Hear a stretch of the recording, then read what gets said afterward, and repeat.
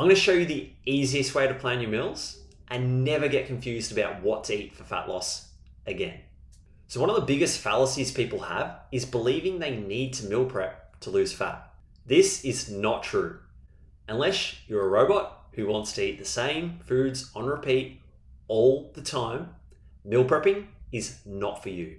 I think the reason people find meal prepping appealing is because it allows them structure and then they don't have to think about what they need to eat.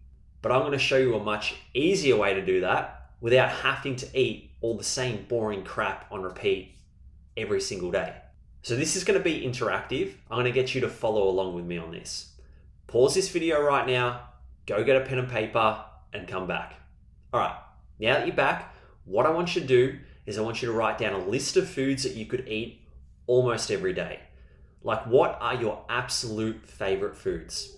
There's a caveat to this though. It must be healthy. So you can't just go putting down chocolate, ice cream, and wine, right? I want single ingredient foods here. So your things like meat, fruit, eggs, vegetables, rice, oats, those single ingredient foods, write down as many as you can that you could eat on a daily. So for me, it's red meat, eggs, avocado, rice, potato, all fruits, Greek yogurt, and honey. That's my list. Now, what you're going to do with this list is you're going to find as many different ways as possible that you can prepare and create meals out of these foods. And I'm going to give you a few examples of mine just to get these creative juices flowing for you. So for me, I love beef mince. And there are going to be times where I have it for dinner most nights of the week. So how I keep it fresh is I have different ways of preparing it. One night, I might have burrito bowls. The next night, I might have spaghetti bolognese. The next night, I do burgers. What I've done is I've found about 3 or 4 different dinners that I like using the mince. And that makes it very easy for me to decide what I'm going to have for dinner. I know I'm having mince.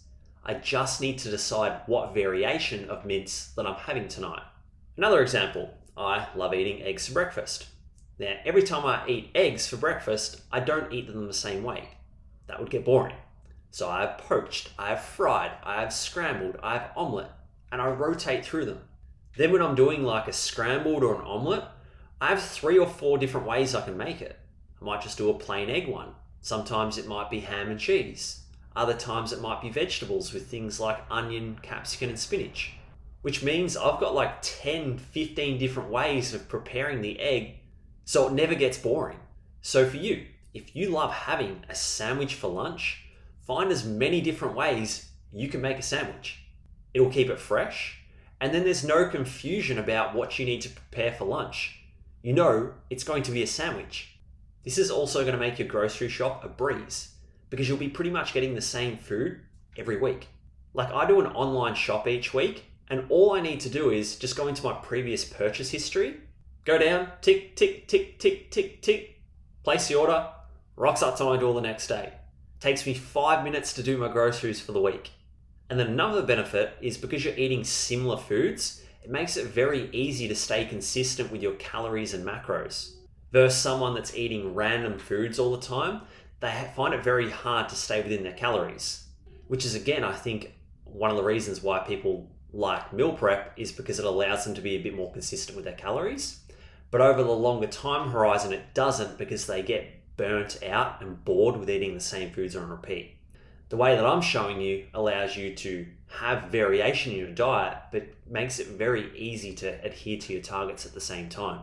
So if you were naughty and you didn't pause and you didn't go write out all those foods, go list out all the foods that you can consistently eat on a day-to-day basis, and then find as many different ways as possible that you can prepare and make meals out of those foods. Google's going to be your best friend for this. So whatever foods you like just say you like lamb and potato, go into Google, lamb and potato recipes. Boom, there's going to be a heap that come up, have a look through them. And do the same thing for all the other foods. Like, you really like banana, right? Banana recipes. Just go through Google and just see what comes up. There's going to be a heap of recipes that come up for the foods you like. Also, if you want a bit of help with this, go send me a message over on Instagram with a list of all your favorite foods, and I'll help you brainstorm some ideas.